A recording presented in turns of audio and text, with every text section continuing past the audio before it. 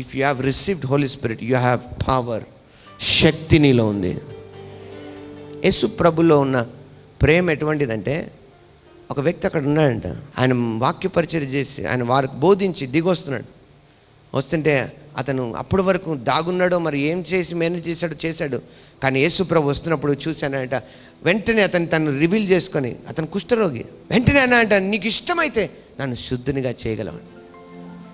మీకు అర్థం అవ్వాలి ఆ సీన్ ఎలా ఉందంటే, అది అతనికి రిస్క్. అది అతను ఒకవేళ అంతవరకు ఎలా మేనేజ్ చేశాడో తెలియదు, కానీ అతని సంగతి బయటపడితే అందరు రాళ్ళు కూడా చంపేస్తారు. ఎందుకంటే కుష్ఠరోగి మనుషుల మధ్యలోకి రాకూడదు ధర్మశాస్త్ర ప్రకారం. అది పెద్ద డేంజర్. అతను తన లైఫ్ రిస్క్ చేశాడంటే ఎంత పని అది. అతనికి ఎంత అది పెద్ద కొత్తగా చాలా కాలం అయిపోలేదు యేసుప్రభు, కొత్తది.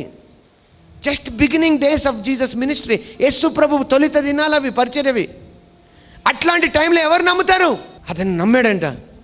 ఈరోజు ఈ యొక్క మార్గం నాకుంది, ఇది నా లైఫ్ అండ్ డెత్కి ఇదే మార్గం, ఇక్కడే నేను మారితే తప్పకుండా మారిపోతాను, తప్పకుండా మారతలేదు, చచ్చిపోయినా పర్లేదని వచ్చాయంట. అండ్ ఆయన అన్నాయంట, ఆ మాటలన్నీ విన్నప్పుడు ధైర్యం వచ్చింది అతనికి. ఈయన నన్ను త్రోసివేయడు ఆయన వెంటనే నీకు ఇష్టమైతే నన్ను శుద్ధినిగా చేయనగానే ఎలా ఉందంటే, మేబీ యేసుప్రభు ఇలా వెళ్తుంటే ఆ మాట ఎప్పుడైతే వచ్చిందో ఆ యేసుప్రభు తిరగక్కలే, యేసుప్రభు ఆటోమేటిక్గా తిరిగిపోయాడు. అవును నాకు ఇష్టమే అన్నాడు. మీకు అర్థమవ్వాలి నేను చెప్పింది. అంటే యేసుప్రభులో ఉన్నది ఏంటంటే, ఆయన ఎప్పుడైతే ఆ ఆశగల ప్రాణం కనిపిస్తుందో ఆయనలో ఉన్నది ఏదో ఆయన లాగేస్తుంది ఇటు. అందుకే ఆయన కనికర పడి అని ఉంటుంది అక్కడ. ఏముంటుంది? కనికరం అనండి. కనికరం అనే మాట, కంపాషన్ అనే మాటకి మీరు మీనింగ్ చూస్తే, బిబ్లికల్ మీనింగ్, లోపల నుంచి పేగుల్లోంచి బవెల్స్ అని ఉంటుంది. ఈ పేగులు ఇవన్నీ మన జీర్ణాశయం అంటాం చూడు, వాటిని బవెల్స్ అంటారు. కడుపులోంచి ఏదో తిప్పినట్టే లాగుతుందంటే ఇలా. కంపాషన్ అంటే అదంటే ఆయనకు ఒకవేళ అవసరత కనిపిస్తే ఆయన అక్కడి నుంచి దాటలేడు, ఏదో అలా లాగి ఆపేస్తుంది ఆయన. అది కనికరం. నీకు అలా ఆపుతుంది ఏదైనా, కాకపోతే దాటుకొని పోతున్నావా? మరి ఎలాంటి పరిశుద్ధాత్మను పొందాను? How can you be so stubborn and కఠినంగా ఎలా ఉన్నావు? ఎందుకంటే యేసుప్రభువులో ఉన్న పరిశుద్ధాత్మ అలాగే పనిచేశాడు. మరి అదే పరిశుద్ధాత్మ నీలో ఉంటే అదే ప్రేమతో నువ్వు పనిచేయాలి కదా. అదే పరిశుద్ధాత్మను పొందిన స్టెఫెన్ కూడా చనిపోతున్న సమయంలో రాళ్ళేసి కొడుతుంటే ఆయన అన్నాయంట, వీరి లాస్ట్ వర్డ్స్, చనిపోయే ముందు మనుషులు ఏం మాట్లాడతారంటే చివరి మాటలు, చాలా ఇంపార్టెంట్ మాటలు, చాలా ఏరికోరి మాట్లాడుకుంటారు కదా. ఒకవైపు చూస్తున్నాయంట, మా అంటీకో చాలా బాధ, ఆకాశం తెరవబడింది, దేవుని కుడిపార్శ్వం దగ్గర యేసుక్రీస్తు ప్రభు నిల్చొని ఉన్నాయంట, రెడీ టు రిసీవ్. ఆకాశం తెరవబడింది, నా ప్రభువు నేను చూస్తున్నాను, ఆయన నన్ను స్వీకరించేందుకు రెడీగా ఉన్నాడు అని ఆయన కేకలు వేస్తున్నాయంట. అది విని కొట్టండ్రా ఇంకా పిచ్చెక్కుపోయిందని కొట్టేస్తున్నారంట. చచ్చిపోయే ముందు ఓ 1 సెకండ్ నాకు జ్ఞాపకం వచ్చింది, తండ్రి వీరి మీద ఈ పాపం మోపొద్దు అని చచ్చిపోయాడు. అతనికి ఎంత బైబిల్ తెలుసో నాకు. ఆయన పాస్టర్ కాదు, హలో, సంఘంలో ఒక పరిచారకుడు. భోజనాలు పంచిపెట్టడానికి ఆయన ఎన్నుకున్నారు. భోజనాలు పంచిపెట్టడం అంటే అంత చీప్ అనుకోకండి. అందుకే ఎంచుకున్నప్పుడు వాళ్ళు చూశారంట, పరిశుద్ధాత్మ ఉన్న వాళ్ళనే ఎంచుకోండి అన్నారంట. అందుకే పరిశుద్ధాత్మ ఉంటేనే కారణం లేకుండా పరిచయం చేయడం నేర్చుకుంటాం మనం. ఆ ప్రేమ నీలో పనిచేస్తూ ఉంటుంది. నాకు తెలియదు, ఇంకొక మార్గం లేదు. కొంతమంది అనుకున్నారనుకో, అలా అని నేను ఇబ్బందులు రాకూడదు, నా కష్టాలు, ఐ డోంట్ గ్యారీ యూ. వాన వచ్చాను అనండి, వరద వచ్చింది, గాలి ఆ ఇంటి మీద కొట్టింది, కానీ అది నిల్చుంది. నేను ఎవరైనా గ్యారంటీ ఇవ్వమంటే నేను ఇవ్వలేను, ఏ కష్టాలు రావు, నేను ఇవ్వలేను. సారీ, నేను అలాంటి క్రైస్తవ్యంలోకి రాలేదు. నేను, మీరు వచ్చారేమో నాకు తెలియదు, మీరు ఉద్యోగాల కోసమే వస్తున్నారేమో చర్చికి, నాకు తెలియదు. అందరూ అలా ఉండకపోవచ్చు, కొందరు అలాగే ఉన్నారు. డబ్బులు వస్తాయని వచ్చే వాళ్ళు ఉన్నారు. ఈరోజు పని అయిపోతుంది వస్తే కొంచెం వెళ్ళొద్దాం చర్చికి, వచ్చే వారం అదేదో రావాలి, కొంచెం చర్చికి వెళ్తే ఆ పని అయిపోతుంది. ఇదే కొంతమంది పని. నేను మీద చెప్తున్నాను, మీ జీవితం అంతకంటే గొప్పది. మీరు అనేకమైన పిచ్చుకల కంటే శ్రేష్ఠులు కారా? 5 పిచ్చుకలు 2 కాసులకు అమ్మబడతాయి, కానీ వాటిలో ఒకటైనను దేవుని చిత్తం లేకుండా కింద పడదు, దేవుని సెలవు లేకుండా. మీరు అనేకమైన పిచ్చుకల కంటే శ్రేష్ఠులు కారా? చాలామందికి ఇప్పుడు కూడా దేవుడు అన్న, సంఘం అన్న ఆప్షన్, ఖాళీగా ఉంటే వెళ్దాం, ప్రార్థన అంటే ఆప్షన్, టైం ఉంటే వెళ్దాంలే. నువ్వు ఒకవేళ క్యాన్సిల్ చేసావంటే ఈరోజు చర్చికి రావడం, నువ్వు ఇంకో ఆప్షన్ పెట్టుకున్నావు కాబట్టి క్యాన్సిల్ చేసావు. అంటే నీ దృష్టిలో దేవుడు ముఖ్యం కాదు, నువ్వే ఒప్పుకున్నావు, సాక్ష్యం ఇచ్చేసావు ఆల్రెడీ. ఇట్లాంటిది బైబిల్లో లేదు క్రిస్టియానిటీ. ఇది నీకు సొంతంగా సృష్టించుకున్నాము, లేకపోతే ఎవరైనా తప్పుగా నీకు బోధించుంటారు. హలో, నీకు అర్థమవుతుందా నువ్వు ఎటువంటి భక్తిలో ఉన్నావు, ఎటువంటి మార్గంలో ఉన్నావు నువ్వు? సో నేను డిసైడ్ అయ్యాను ఈ మధ్య ఏంటంటే, మళ్ళీ we have to make sure that మన పునాది ఎట్లా ఉందో. ఎందుకంటే రాబోయే దినాలు ఇంకా భయంకరంగా ఉండబోతున్నాయి. ఇది గుడ్ న్యూస్. ఎస్. ఎందుకంటే అవి ఎంత భయంకరంగా ఉంటే అంత నీ వెలుగు కనిపిస్తుంది అందరికీ. ఎంత చీకటి పెరిగితే అంత గుడ్ న్యూస్ వెలుగుకి, అవునా కాదా? ఎంత చెడుతనం పెరిగితే లోకంలో అంత నీలో ఉన్న మంచితనం బయటపడుతుంది. లోకం పరిస్థితి ఎప్పటికీ బాగోదు. హలో, ఈరోజు మనుషులు ఎట్లాంటి పరిస్థితి, ఎప్పటికీ మారవు ఈ పరిస్థితులు. గుర్తుంచుకోండి, నీలో పిరిగితనం రాకూడదు. నీలో శక్తి ఉంది. శక్తి అంటే ఆ శక్తి ఏంటో తెలుసా? ఏదైనా సృష్టించగల శక్తి ఉంది, ఏదైనా స్టార్ట్ చేయగల శక్తి ఉంది, ఏదైనా నువ్వు నిర్మించగలవు. ఎందుకంటే మన తండ్రి అలాంటి వాడు, అలాగే చేశాడు ఆయన సృష్టికర్త. So you have that creative power. ఆ సృష్టించే శక్తి నీలో ఉంది. ఏ స్థితిలోనైనా ప్రేమించగలవు నువ్వు. ప్రేమ ఎంత గొప్పది తెలుసా? ప్రేమ భయాలన్నింటిని వెలగొడుతుందంట. Praise the lord. భయం వేస్తుంది. భయం పోవాలంటే ప్రేమించడం మొదలుపెట్టు. ఆమె లోకరీతి ప్రేమ కాదు, స్వార్థంతో ఉన్న ప్రేమ కాదు. లోకంలో ఉన్నది అన్ని స్వార్థమే. కానీ దేవుని ప్రేమ, ప్రాణం ఇచ్చిన ప్రేమ, కారణం లేని ప్రేమ. ఆ ప్రేమని పరిశుద్ధాత్మ లేకుండా నువ్వు అనుభవించలేవు, ఇతరులకు పంచలేవు. అండ్ మూడోది అన్నాడు ఇంటెలిజెన్స్. సౌండ్ మైండ్ అంటే ఇంటెలిజెన్స్ ఏంటది? మనం బుద్ధిహీనం కాదు, లేదంటే తెలివి తక్కువలం కాదు. మన వెర్రితనం ఈ లోక జ్ఞానం కంటే గొప్పదంట. ఆహా, మీకు అర్థమవుతుంది బాగుంది. అంటే ఈ లోక జ్ఞానం ఎక్కడ ముగుస్తుందో అక్కడ దేవుని జ్ఞానం ప్రారంభం అవుతుంది. అట్లాంటిది దేవుని జ్ఞానం. అందుకే ఈ లోకాన్ని దేవుడు సువార్త ప్రకటన అనే వెర్రితనం ద్వారా రక్షించాడు. ఈరోజు వరకు మన మెసేజ్ ఒకటే, మార్చలేదేమి. కాలం మారుతుంది కాబట్టి అప్గ్రేడ్ చేయాలి మన మెసేజ్లు కూడా. యేసు ప్రభు శిలువలో చనిపోయి తిరిగి లేచాడు బదులు ఇంకేమని చెప్తామా? ఏమండి చెప్పండి. సువార్త మారలేదు ఇప్పటి వరకు. సువార్తలో ఉన్న శక్తి మారలేదు. ఆమేన్.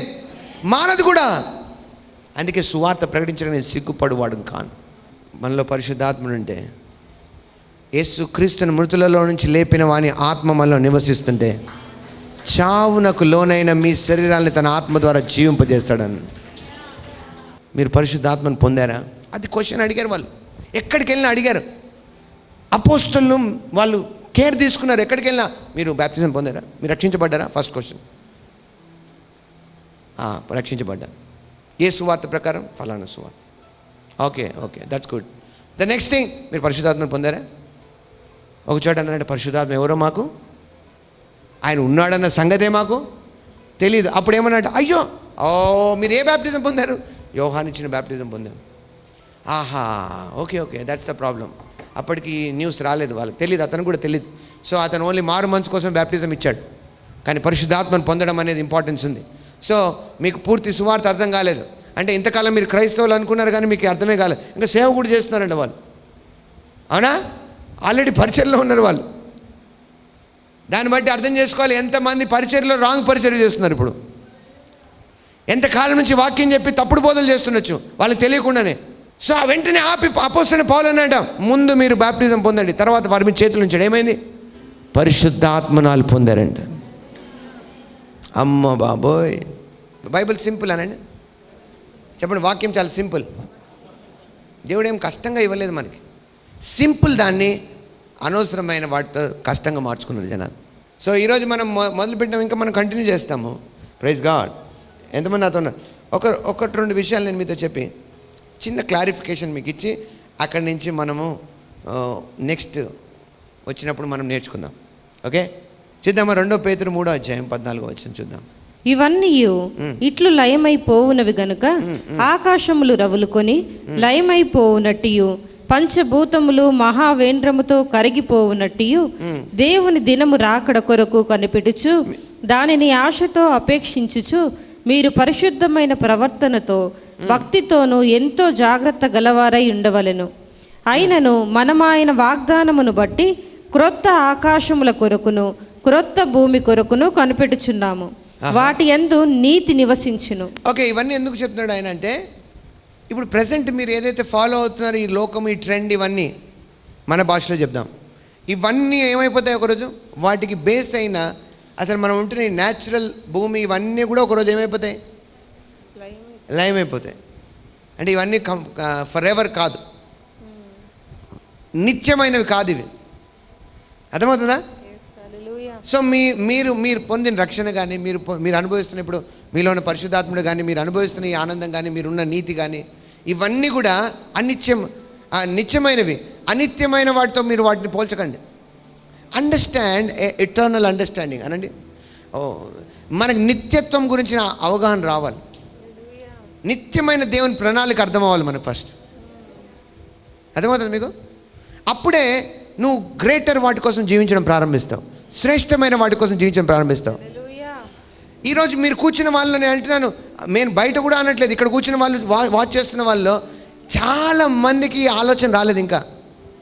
ఒకవేళ నీకు ఆ నిత్యమైన ప్రణాళిక అర్థమవుతే నువ్వు కూర్చొని ఉండలేవు. అంటే ఇక్కడ అని అంటలేదు నేను అనేది ఏదో సాకులు చెప్తూ ఉండలేవు. అందరికీ దాన్ని తెలియజేయడంలో పరిగెడుతుంటావు, సువార్త ప్రకటించడంలో పరిగెడుతూ ఉంటావు. ఇవన్నీ శాశ్వతమైనది కావని అర్థమవుతే అప్పుడు నీ దృష్టి శాశ్వతమైన వాటి మీదకి వస్తుంది. అందుకే దైవజనుడు అలా అంటున్నాడు అని. ఇప్పుడు 14 వచనం చదువుదాం మనం. 14 తర్వాత, ప్రియులారా, వీటి కొరకు మీరు కనిపెట్టువారు గనుక శాంతము గలవారై. ఏవి? క్రొత్త ఆకాశం, క్రొత్త భూమి, ఇటర్నల్ థింగ్స్ కొరకు కనిపెట్టువారు గనుక మీరు శాంతము గలవారై ఆయన దృష్టికి నిష్కలంకులుగాను నిందారహితులుగాను కనబడునట్లు జాగ్రత్త పడుడి. ఏమంటాడు అంటే, మీకు ఇవ్వబడిన రిసోర్సెస్ బాగానే ఉన్నాయి, మీకు దేవుడు వాక్యాన్ని ఇచ్చాడు, పరిశుద్ధాత్మని ఇచ్చాడు, అన్నీ ఇచ్చాడు, అన్నీ కరెక్ట్గా ఉన్నాయనండి. సంఘంలో ఉన్నాం, మంచి టీచింగ్ వింటున్నాం, అన్నీ ఉన్నాయి కదా. ఇవన్నిటి మీద దృష్టి ఉంచి వీటి ద్వారానే మనం రాబోయే వాటిలో ఉంటాం కాబట్టి ఆ జాగ్రత్త మీలో ఉండాలి. దానికి మీరు ఏమేమి అంటే, మీరు నిష్కల్మషులుగా, నిందారహితులుగా, అంటే అంతేకాదు ఇంకో మంచి మాట ఉంది అక్కడ, చూసారా మీరు గమనించే, శాంతము గలవారే. ఆ శాంతం అంటే అర్థం ఏంటో తెలుసా? ఒక రెస్ట్లో ఉండండి. మీరు కంగారులో ఉండకండి, గాబరాలో ఉండకండి. ధైర్యం ఉన్న వాళ్ళకి రెస్ట్ ఉంటుంది, పిరికి వాళ్ళకు ఉండదు. పరిశుద్ధాత్ముడు మీలో ఉంటే మీరు ఒక రెస్ట్లో ఉంటారు. శాంతము గలవారై ఆయన దృష్టికి నిష్కలంకులుగా నిందారహితులు కనబడినట్లు జాగ్రత్త పడండి. అంటే మీ దృష్టి మారితేనే కానీ, మీ దృష్టి ఆ పైన ఉన్న వాటికి వెళ్తే కానీ మీకు ఆ పీస్ రాదు. అంతేకాదు ఎఫెసీయులకు రాస్తూ అపోస్తలుడైన పౌలు అంటాడు, 3వ అధ్యాయంలో ఉంటుంది, 3వ అధ్యాయంలో ఏమని అంటాడంటే, సమస్త జ్ఞానమునకు మించిన దేవుని యొక్క జ్ఞానమునకు మించిన క్రీస్తు ప్రేమను తెలుసుకొనుటకు తగిన శక్తి గలవారు కావాలని ప్రార్థించుచున్నాను. ప్రేమ దేనికంటే మించిందంట? హలో హలో హలో ఏ ప్రేమ ఇది? అదే నేను మీతో అంటున్నా.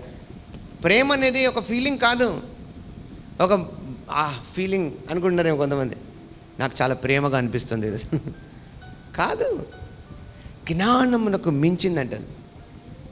చాలామంది నాకు ప్రేమ ఉందిలే అనుకుంటారు, నాకు తెలిసిపోయింది అనుకుంటారు. అది చాలా గొప్పది. విశ్వాసం, నిరీక్షణ, ప్రేమ, ఈ 3 నిలచిన వాటిలో శ్రేష్టమైంది ప్రేమ. అంటే మనం తెలుసుకున్న ప్రేమ కాదు, జ్ఞానమునకు మించిన క్రీస్తు ప్రేమ. అందుకే ఉట్టి ప్రేమ అని రాలేదు, క్రీస్తు ప్రేమ అంటే పరిశుద్ధాత్మ వలన మీలో కుమ్మరించబడిన ప్రేమ. క్రీస్తు అంటే అభిషేక్తుడు కాబట్టి అభిషేకించబడినప్పుడు మీలో ఉన్న ప్రేమ, పరిశుద్ధాత్మ వలన కలిగే ప్రేమ, దేవుడు మీలోంచి బయటికి తీసుకొచ్చే ప్రేమ జ్ఞానము కంటే మించిందంట. అప్పుడు ఏమవుతుంది? దాన్ని తెలుసుకున్నటకు శక్తి గలవారు కావాలని మీకోసం ప్రార్థన చేస్తారు. శక్తి కావాలి దానికి. ఇందాక చెప్పాను కదా స్టార్టింగ్లో, శక్తి. అంటే దేవుని ప్రేమ నువ్వు తెలుసుకున్నప్పుడు నీకు ఒక శక్తి ఉంటుంది. అప్పుడు అసాధ్యమైనవి చేయగలవు నువ్వు, సాధ్యం. ఓ వావ్, ఇలా నేను చెప్తున్న మాటలు ఏబిసిడి నేర్చుకోవడానికి వచ్చిన వాళ్ళకి అర్థం కాదు. నేను చెప్తున్నవి సంబంధం లేనట్టు అనిపించచ్చు కొంతమందికి. ఏదో ఒక చిన్న కథ చెప్పి దానిలో 4 విషయాలు చెప్పి నీతులు చెప్పి 4 పాయింట్స్ చెప్పి పంపిస్తే బాగుంది కదా అయ్యగారు అంటే కాదు. ఎంతమంది పై వాటికి ఆలోచిస్తున్నారు, శ్రేష్టమైన వాటి ఆలోచిస్తున్నారు. సో అటువంటి ప్రేమ నీకు ఎప్పుడైతే అర్థమవుతుందో ఆ ప్రేమ ద్వారా నువ్వేం చేస్తావు తెలుసా? పైనున్న వాటి గురించి ఆలోచిస్తావు, ముందున్న వాటి గురించి ఆలోచిస్తావు. నశించిపోయే వాటి మీద నుంచి నీ మైండ్స్ మారి శ్రేష్టమైన వాటి గురించి అపేక్షిస్తావు. అన్నీ తెలుసుకుంటావు. నువ్వు తెలుసుకుంటానండి. అప్పుడు నీకు అర్థమైపోతే, నీకు తెలిస్తే అది నీకు ఇంకా దాని గురించి డౌట్ ఉండదు. ఇది ఒక ఎక్స్పెరిమెంట్ కాదు, ఇంకా నువ్వు వాస్తవంగా జీవిస్తుంటావు అప్పుడు. ఆమేన్, ప్రైజ్ ది లార్డ్. ఏంటి ఆ ప్రేమ? నీ పట్ల దేవుడి ప్రేమ ఎలా ఉండింది? ఏంటి ఆ ప్రేమ అంటే, ఆయన నిన్ను తన సొంత పనిగా చేశాడు నిన్ను. మరియు వాటి యందు మనము నడుచుకొనవలనని దేవుడు ముందుగా సిద్ధపరిచిన సత్క్రియలు చేయుటకై. ఏంటంట? ఇప్పుడు నువ్వు చేస్తున్నావు అనుకుంటున్నావే, చిన్నవి చేసి తృప్తి పడుతున్నావు. నేను ప్రతి వారం సంఘానికి వస్తానండి, ప్రతిరోజు చిన్న ప్రార్థన చేసుకుంటానండి, ప్రతిరోజు వాక్యం చదువుతానండి. ఇవి కాదు పెద్ద పనులు. ఇవి చేసి కొంతమంది బాగా చెప్తుంటారు, మేము రోజు ప్రేయర్ చేస్తాం తెలుసా, రోజు 3 గంటలు ప్రేయర్ చేస్తాను నేను. నో, ఇవి కాదు. ఇవి ఓకే, దీంట్లో గొప్ప చెప్పుకునేది ఏం లేదు. హలో, దీనికంటే మించిన ఉన్నాయి తెలుసా మీకు? చూడండి ఏముంది అక్కడ. మనము క్రీస్తు యేసునందు సృష్టింపబడిన వారమై ఆయన చేసిన పని, మనమే ఆయన చేసిన పని అంట. ఇంగ్లీష్లో ఉంటుంది, we are the handiwork of God. అయ్యో, గ్రహం బెల్ టెలిఫోన్ని కనిపెట్టాడు. టెలిఫోన్ చరిత్ర మార్చేసింది కదా. కమ్యూనికేషన్ ఒక రంగంలో ఒక పెద్ద రెవల్యూషన్ అయిపోయింది అది. అంతకుముందు ఉత్తరాలు రాసుకునే వాళ్ళం, అవునా కదా? సడన్గా ఇప్పుడు మన హలో అంటే అవతల హలో అంటున్నారు. అంటే ఒక చిన్న పని ఒక పెద్ద మార్పు తెచ్చింది. నేను మీకు అర్థం కావాలని చెప్తున్నాను. అంతవరకు భూమి మీద పోవడమే పెద్ద విషయం అనుకున్నాం. ఒకరు ఏరోప్లేన్ కనిపెట్టారు. వారి పని అది, వారి పని అది. కంప్యూటర్ కనిపెట్టారు, అన్ని లెక్కలు ఈజీ అయిపోయాయి. ఇప్పుడు ఫస్ట్ క్యాలిక్యులేటర్ కనిపెట్టారు, దానికంటే ముందు కంప్యూటర్ వచ్చింది. ఇప్పుడు రెవల్యూషన్స్ వచ్చేసాయి, అంటే అన్ని మార్పులు వచ్చేసాయి. ఇప్పుడు కంప్యూటర్ ఎవరైనా మాట్లాడుతున్నాడు, సెల్ ఫోన్ కూడా ఇంకా మాట్లాడట్లేదు. ఏఐ అంటే ఆర్టిఫిషియల్ ఇంటెలిజెన్స్కి వచ్చింది. ఇప్పుడు ఆటోమేటిక్ కంప్యూటర్స్ వచ్చాయి. ఇప్పుడు మనిషిలానే మాట్లాడతాయి. ఇప్పుడు కూడా కొన్ని దేశాల్లో ఉన్నాయి. వాళ్ళు మన షాప్లోకి వెళ్ళగానే hello Karuna Babu, good to see you today అంటే అంట. నా పేరు ఎలా తెలుసు వీడికి? ఇక్కడ దేవుడు ఉన్నాడు అనాలా? No, that is computer. అట్లాంటి స్థాయి. అంటే ఒక చిన్న మార్పు అన్ని మార్పులకు కారణమైంది. ఒక చిన్న టెలిఫోన్ కనిపెడితే ఇన్ని మార్పులు వచ్చాయి. అంటే ఇప్పుడు ఈ దృష్టితో ఆలోచించండి, దేవుని చేతి పని ఉన్నాం, నిన్ను తీసుకొచ్చి ఇక్కడ పెట్టాడు దేవుడు. ఎన్ని మార్పులు రావాలి! Hallelujah! I am the agent of change అంటే అది అర్థం. I am the agent of change. అమ్మ దేవా, నాకు ధైర్యం తెచ్చి బ్రో, నేను తట్టుకోలేకపోతున్నాను. నేను I am the agent of change. అమ్మో దేవా, నాకే భయం ఇస్తుంది. ఇది కాదు ఏజెంట్ ఆఫ్ చేంజ్ అంటే. బయటికి మాత్రం ఏజెంట్ ఆఫ్ చేంజ్. అమ్మమ్మ, బాబా ఇక్కడ పట్టేసింది ప్రభా, అక్కడ పట్టేసింది ఆయన, నాకే ఎందుకో సిమ్టమ్స్ వచ్చేస్తున్నాయి ప్రభు. ఏంటి ఏజెంట్ ఆఫ్ చేంజ్? దేవుని వాక్యం ఏం చెప్తుందా? I have just created you. నేను నేను ఒక పని కోసం పెట్టాను ఇక్కడ. ఇది నీకు అర్థమవుతే ఎలా నడుస్తాను, ఎలా లేస్తావు రోజు పొద్దునే, ఎలా మాట్లాడతావు అందరితో. 2-3 డేస్కి ఒకసారి డల్ అయిపోవు. ఫోన్ చేసి అయ్యగారు నా ఫోన్ ఎత్తట్లేదు. ఆ రోజు నుంచి చరిత్ర మారిపోయింది. ఫోన్ రాగానే ఆ రోజు నుంచి విమానం తయారు చేయగానే చరిత్ర మారిపోయింది. ఈ చిన్న పనే మనిషిదే ఇంత మార్పు తెస్తే, నీవు దేవుని చేతి పనే ఉన్నావు. నీకు అర్థమవుతుందా? మీకు అర్థమవుతుందా? అసలు అండర్స్టాండింగ్ ఉందా? ఇది మీకు వస్తే నువ్వు ఊరికే కూర్చుంటావా? అన్ని చోట్ల మార్పులు కలుగజేయడానికి వెళ్తుంటావు. నేను ఈవినింగ్ యూత్ మీటింగ్లో నేను ఒక మాట పంచుకున్నాను. Send us around the world. లోకమంతట్లో మమ్మల్ని పంపండి. 67 కీర్తన 2వ వచనం. అది అలా ఉండదు అక్కడ మీరు చదివితే. కానీ ఒక ట్రాన్స్లేషన్ రాయం, send us around the world. All those young people, if you are don't know, every Saturday మేము కలుస్తున్నాం. ఇంకా మీకు అర్థం కాలేదా? Every Saturday 7 o'clock youth meeting ఉంటుంది జూమ్లో.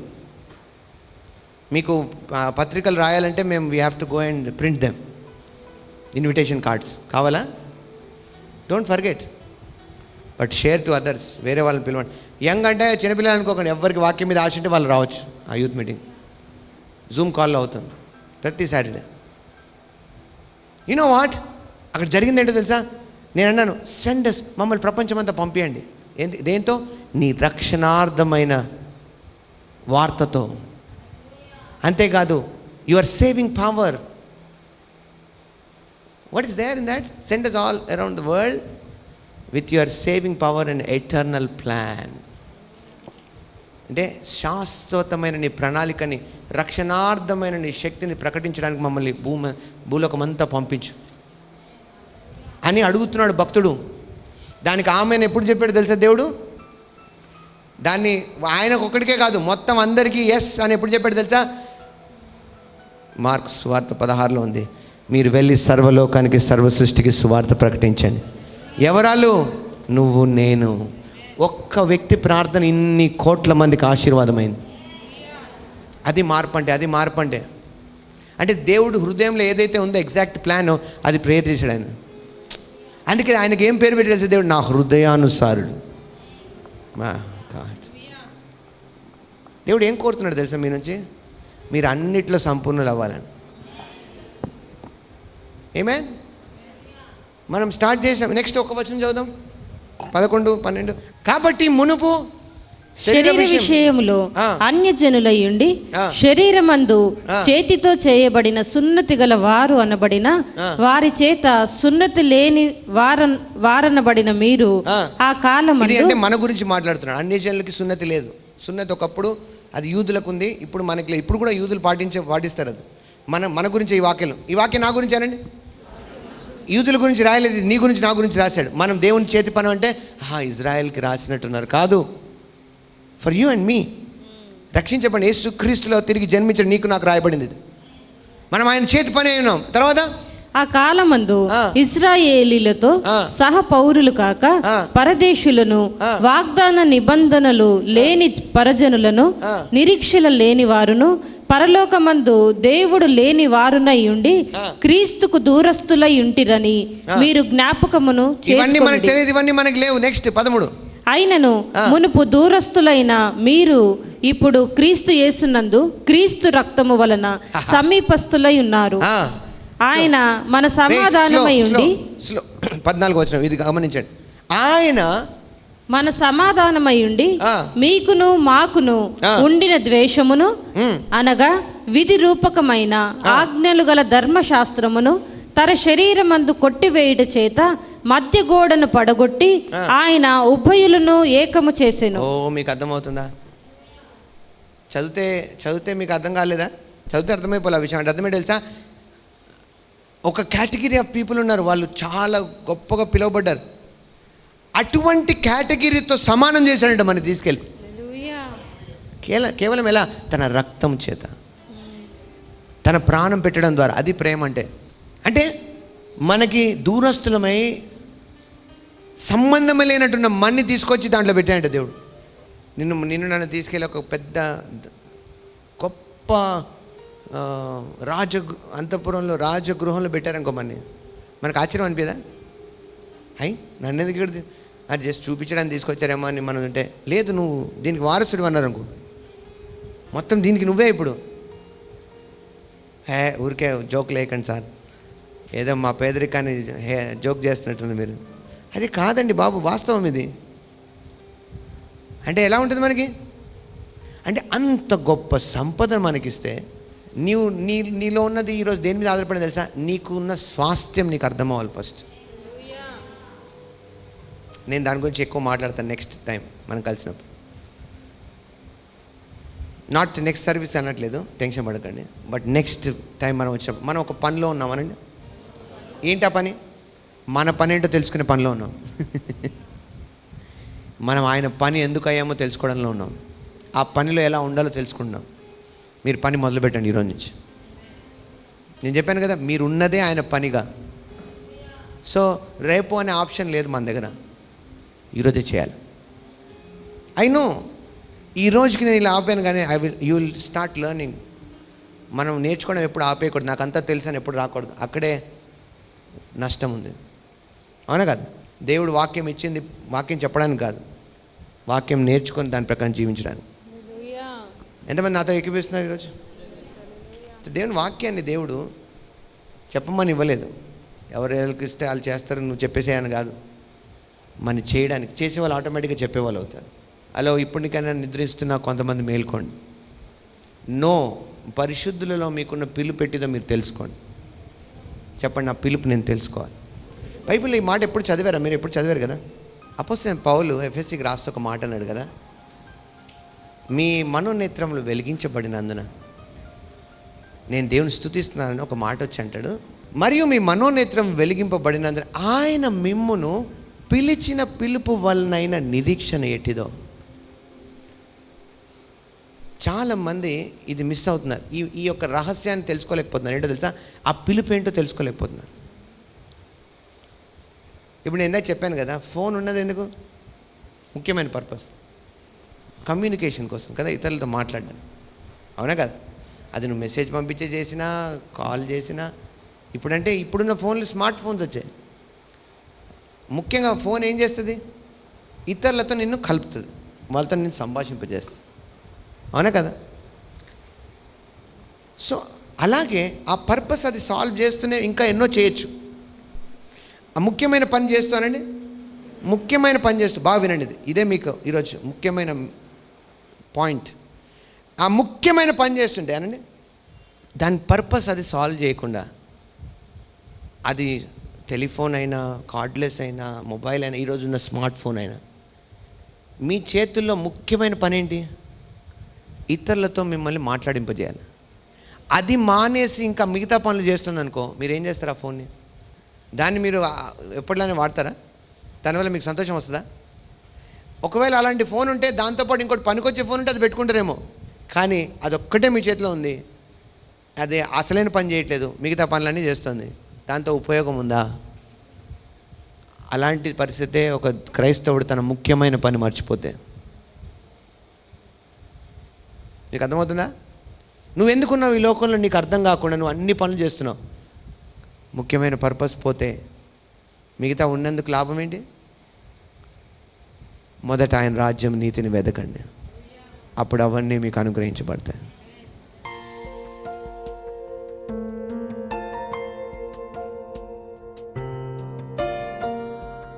ప్రభా, ఈరోజు ఈ వాక్యము విన్న ప్రతి ఒక్కరిలో, ఇక్కడున్న ఆన్లైన్లో మాతో ఉన్న వారందరిలో ఇది ఫలించిన గాక, స్థిరపడిన గాక, గొప్ప రిజల్ట్స్తో వారు వచ్చేదురు గాక.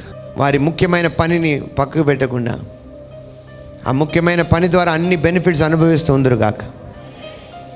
నీకే మహిమ చెల్లిస్తూ నన్ను ఇంతకి క్షమలు ఇచ్చిస్తున్నాను తండ్రి. ప్రభుని యేసుక్రీస్తునామమున ప్రార్థిస్తున్నాం తండ్రి. ఆమేన్, ఆమేన్.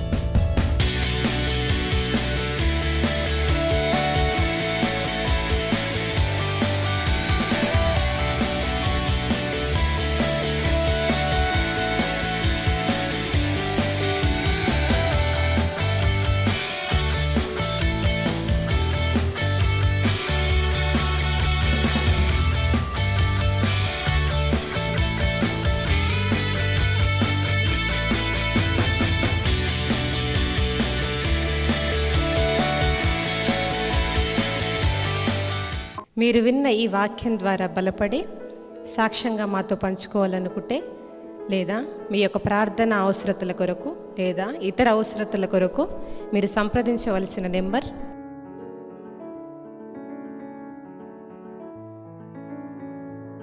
అనే నెంబర్లకి కాల్ చేయగలరు.